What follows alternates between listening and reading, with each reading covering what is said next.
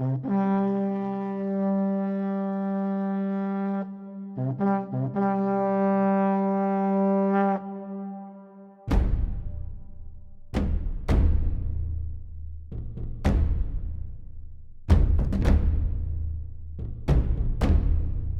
everyone, this is Serious Trivia, and welcome to round 3 of our subscriber game tournament. And in our first match of this round of 8, we have the matchup between our number 1 seeded player, Zero, in the red, against the number 8 seeded player, Bananafishbones, in the green.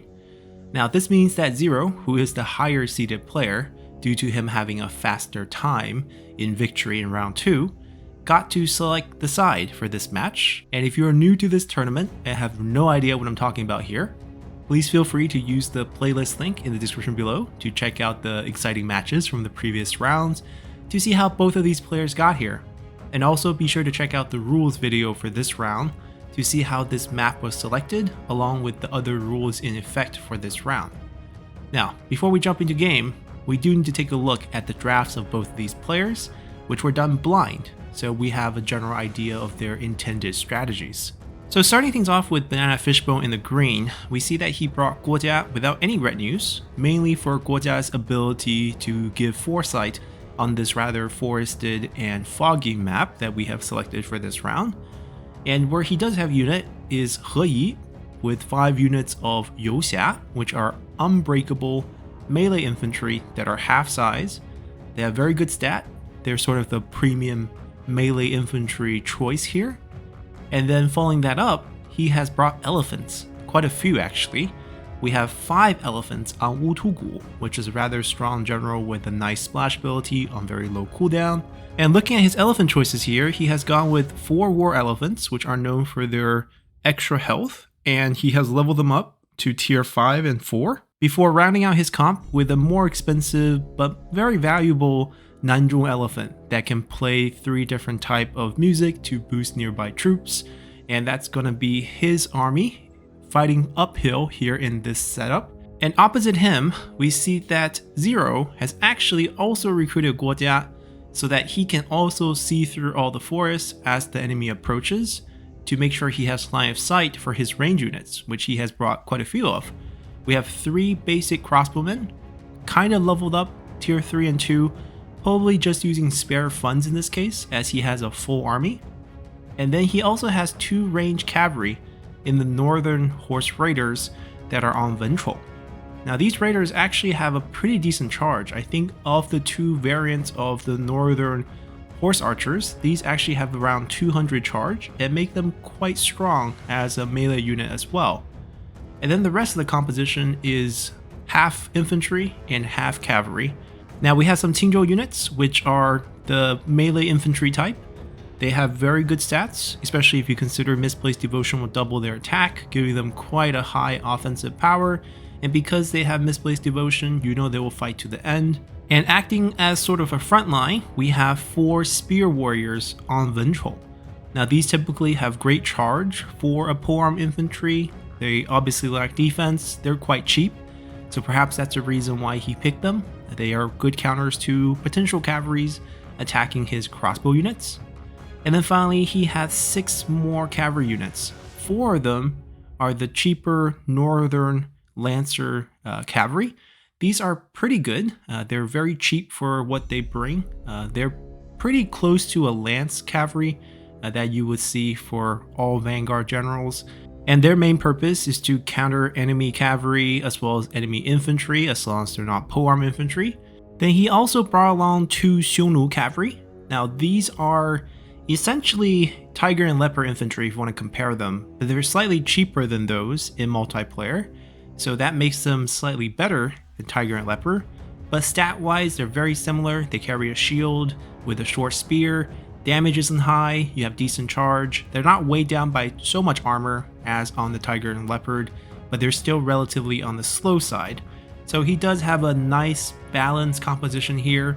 And since Zero's composition actually has a bit of range, including some horse archers, he'll have the upper hand in terms of harassing the enemy on approach and forcing the enemy to come towards him, because if you look at Bananafishbone's side, you can't just sit there because the crossbow and the potential for fire arrows from those northern raiders will present a big problem for the elephant units, who are pretty vulnerable to that type of attack if they're just going to sit still on the open ground at the base of this mountain here on the map.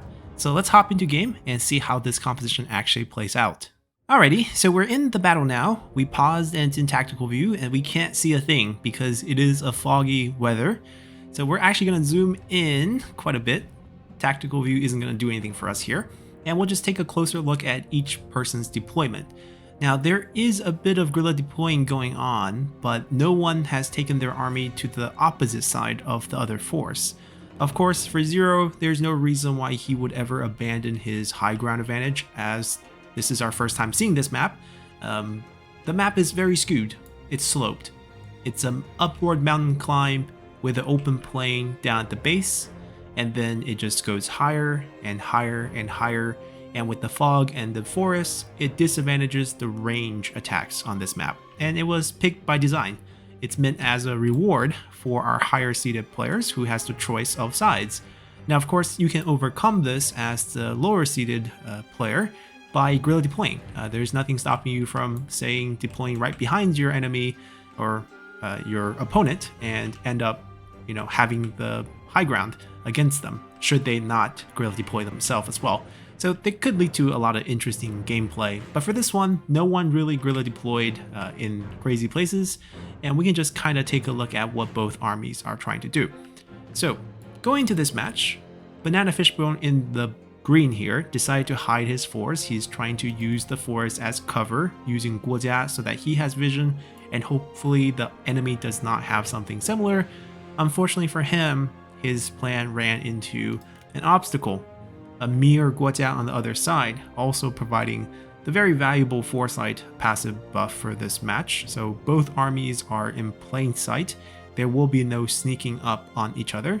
He picked a pretty dense forest area to kind of sneak his army through, and we can see that Zero has picked a clearing to kind of give himself the open space needed to lay out his more defensive and more balanced setup.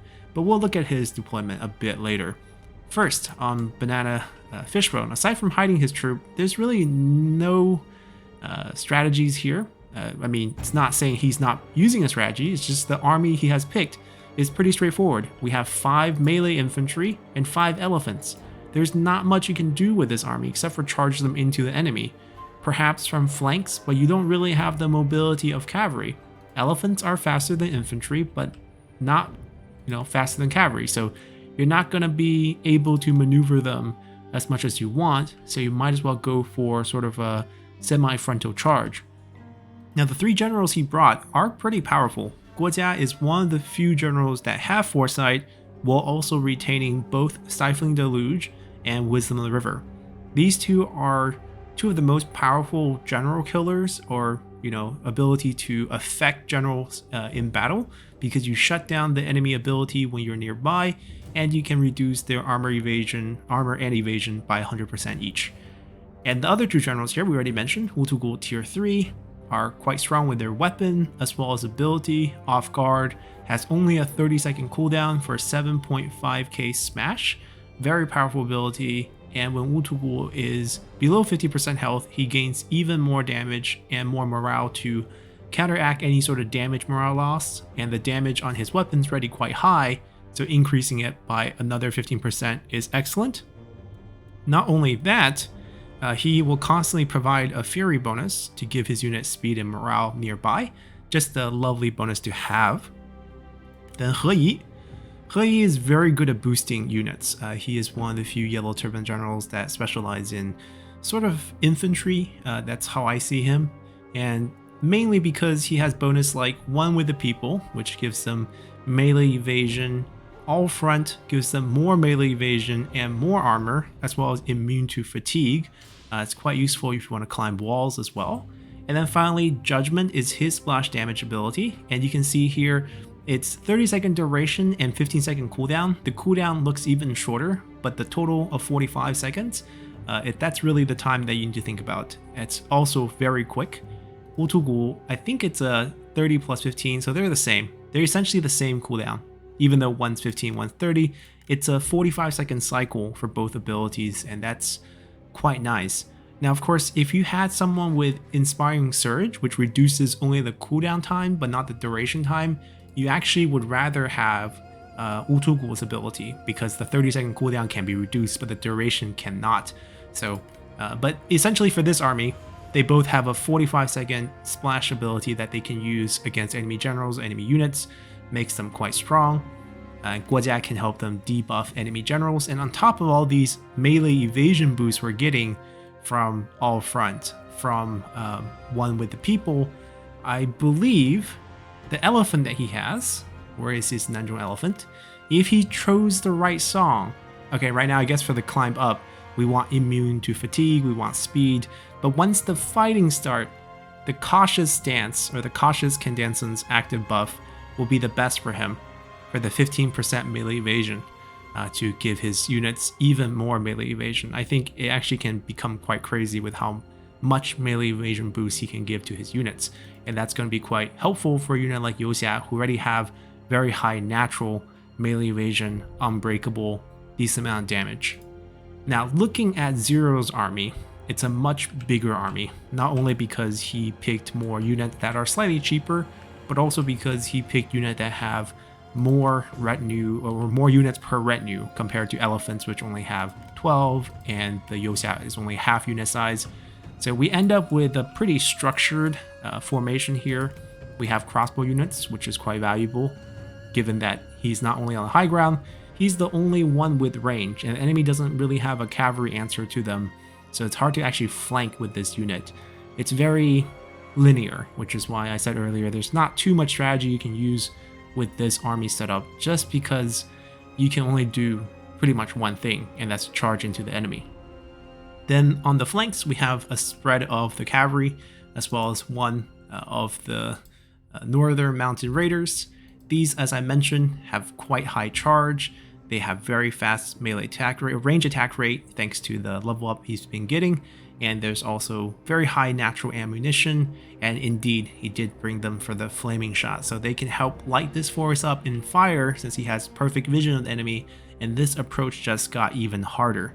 And aside from that, nice front line of spear units. The Qingzhou units being on the front line here, I kind of disagree with. Well, I guess he might change them up. He has no idea what he's facing up against, so perhaps since they have the range block chance, they're placed in the front for now. But they're definitely more damage dealers in this case that want to charge into the enemy, whereas the Spear Warrior for him in this situation would be the better front line, because they can give off charge reflect as well as put themselves in formations to give them more charge resistance, especially against elephants, which has a lot of knockback. So the charge reflector here is going to use the elephant's high charge damage against their own health. Now, even if you do bounce this back, the elephant health is really high per 12 units, so it's actually pretty hard to kill the elephants, but you can injure them quite well with your Spear Warriors, who will still take the damage. Charge Reflector does not prevent the damage, only Charge Negation does, and I don't think he has Charge Negation because they're not on a Sentinel General. But that's pretty much the setup, and we can actually jump into the fight here and watch, Bananafishbone here try to make this approach and see how Zero answers. And we can see the cavalry starting to creep up here a little bit. I think that should naturally be the unit that goes to answer this, try to harass a little bit as they approach. And we can keep an eye out on the song choice. Yeah, speed and immune to fatigue is definitely the right choice here. And off they go. We're gonna see a burning forest here. Now the fog and the forest will block a lot of the arrow damage, but right now I don't think his aim is damage. His aim is just get those fire arrows on top of them, start lighting up these trees, and watch them burn. Now elephants do not take double damage against fire, even though they're a Nanma unit. Only the ones with rattan armor does, but still quite annoying to be walking through fire because you will be taking damage. As you can see, the only answer Bananafishbone really have is just to charge his army out as quickly as possible. And we see the adjustment here on the front line. Spear Warriors now in the front, potentially in a formation, and the crossbowmen can do their damage as they break out of the tree line here. I mean, they don't even need to come out because Wojak gives vision. And the cavalry has done their job, made this forest a burning mess. Then Chuo Yan now charging in here. Now Ventral does have a nice roar, but ability shut down by Guojia right here. Respawn on the other side. Now elephants are not great general killers. They will do some damage, but they just don't have consistent damage output because there's only so many of them, and the attack speed is not exactly fast. Wutugu coming up. Clay as well. The elephant just going for it though. Into a spear-walled spear warrior. And they definitely paid a heavy price in terms of health. But then again, there's not that much options here. If you don't break this quickly and get to the crossbowmen, you're just free targets. The cavalry are showing up. Now the cavalry has taken an interesting route. They're going for the Youxia, who's quickly decided to go into a circle formation for charge resistance. Interesting. I don't think that helps that much. But I guess it's better than... I don't even know if they actually blocked out a lot of the charge damage. But we can see the elephants are making good work here. The main fight's going to be determined by the generals here. He Yi is trying to solo 3 of them, who Zero has very wisely dismounted to make sure he gets the maximum attack rate, and down goes He Yi. So once again, not having your general together and also not having Guojia close enough to debuff them so they can't use any of their ability also hurt. A bit too focused on trying to clear up the infantry. He did kill off all 3 of the crossbowmen and cleared a few of the Qingzhou units. The thing about the Qingzhou units is they will come back, and there goes Wutugu as well. So Yanao and Ventral on foot, dishing out the damage, and Guojia is on the run, sensing that things are not going correctly here. The elephants has exhausted themselves, traded health, right? You're basically trading 5 elephants for 3 crossbowmen, 1 spear warrior, and 3 Qingzhou units. Not a great trade. Elephants cost around 1,000 each. And now we are stuck.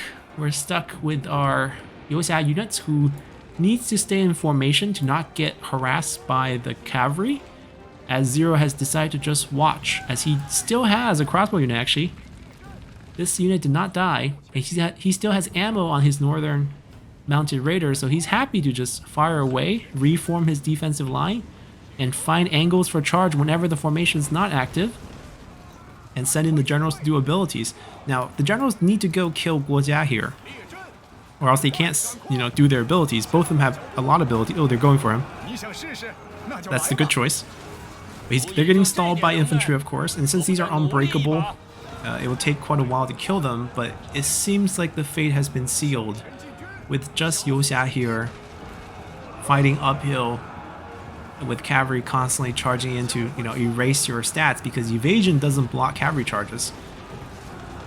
And now it's just a matter of time before they reach Guojia or not. And right now I think he's happy to use his generals, because notice if he just fights out of this circle a little bit, he can start using his abilities. It's very close. You just go over here, start slamming on these units that are in a very tight circle. Oh, he has used his mighty charge. That's not the one you want to use.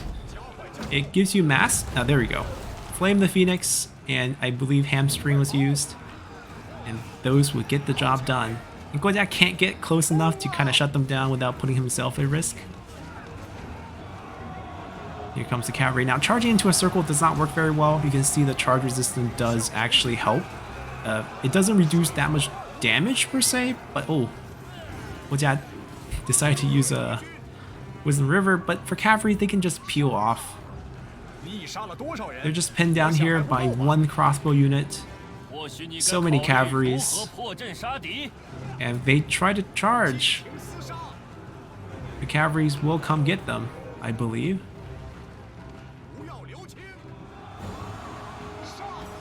Or not. Spear guards will just charge downhill. We got a roar. See, roars are useless against unbreakable units.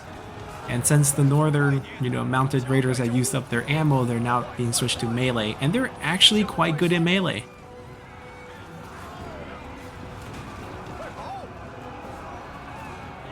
Guojia's about to rout. Cavalry on top of him. Yeah, you can throw cavalries at strategists. They can't slam you, so it's pretty safe to just harass them away. And now it's just cleanup time. A couple Youxia here, a couple Youxia here. And with both generals very healthy,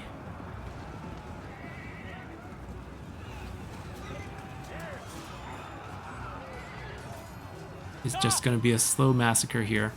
Now, I think where the battle started to... I mean, I think it comes down to draft a lot of this. Drafting a very linear melee-only army with elephants being your only sort of fast unit to counteract whatever surprises you might run into. Like, you at least have to expect the enemy to have cavalry. So what was the cavalry answer for, you know, the green side? Really wasn't any cavalry answer. So in that regard, once those elephants exhausted themselves, the rest of these units can just sit there. They can't do much against these cavalry.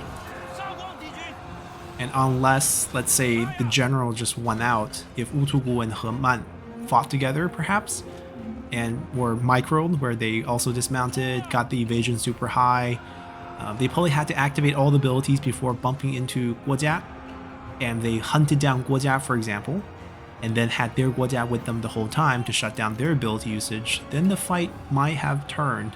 These new weapons that they got, you know, defensive levity, it's not super strong. It's pretty much a Silver Z type of quality weapon, and Ventral has a much better one, but even this is not like super good, right? And we got all the Yosak killed. So that was quite the fight. I think Bananafishbone was counting too much on the enemy not having any answers to the forest. He was hoping perhaps he's the only one with Guojia, but in that case, yeah, I guess he was just hoping that he could see where the enemy are and he can sneak and find angles with his melee units so that they can close gaps without worrying about range. But it turns out Zero was prepared. Zero had his own Guojia and he was able to stay in the opening, put his range units to good use, burn down this entire forest to make the approach pretty much impossible, and also forces you to approach. You can't just stay here because they'll just burn you here. And once the approach happened, the generals got separated, got picked off, and the elephants sort of just, you know, used their lives to kill off much cheaper units. I guess the value wasn't there, right? It wasn't as efficient use as the value, and they couldn't really deal with the rest because you can't ignore the range units. Having those crossbow alive would doom you as well. So it was kind of forcing Bananafishbone's hand, and thus we had this result. So let's go check out the actual numbers. And let's see. Well, there's not that many units to start with on this side, so the actual number is not going to seem super high. And fire kills are not going to be recorded as a kill for the unit that lit the fire, so that's also not going to be relevant. But overall, the elephants did a decent amount of job. They were very disruptive, but if you think about it, even with 200 kills, you're killing 200 units of, let's say, Spear Guard and Qingzhou infantry. These add together cost less than one elephant.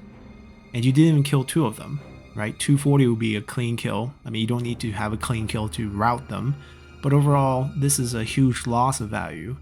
We only kill about 270 plus another 120. So about, you know, 3,900. Or 300, sorry, 3,900. We're talking about 300 knights. So let's say 3-4 unit worth of units, and you're basically trading 1 for 1 overall, and you cost about double what these unit costs. So of course, the result's going to be very poorly reflected. The general, when they were alive, did quite a lot of damage. They both have really excellent, smash abilities that are on short cooldown. The thing is, if you get your cooldown locked up by the enemy strategist, then you will have a bit of issue. So perhaps if the strategy was have the generals kill off Guojia on that first charge, have the elephant just do their thing. I mean, there's not much you can do with them at this point except for charge into this. Charging into the spear wall probably was not smart, right? You ended up killing part of yourself. I think probably each unit probably lost about 2 elephant worth just from that charge. Spending a little bit of time to kite around might have helped, or having your generals charge in first to stop the enemy crossbow units might have done the trick. But you need to keep them together and power out the enemy generals. And if you see them dismount, kite away, get out of there. If you stay, you know, you're not going to be doing as well. But overall, great fight to kick things off for round 3, and we'll be coming back tomorrow for the next match. Until then, bye.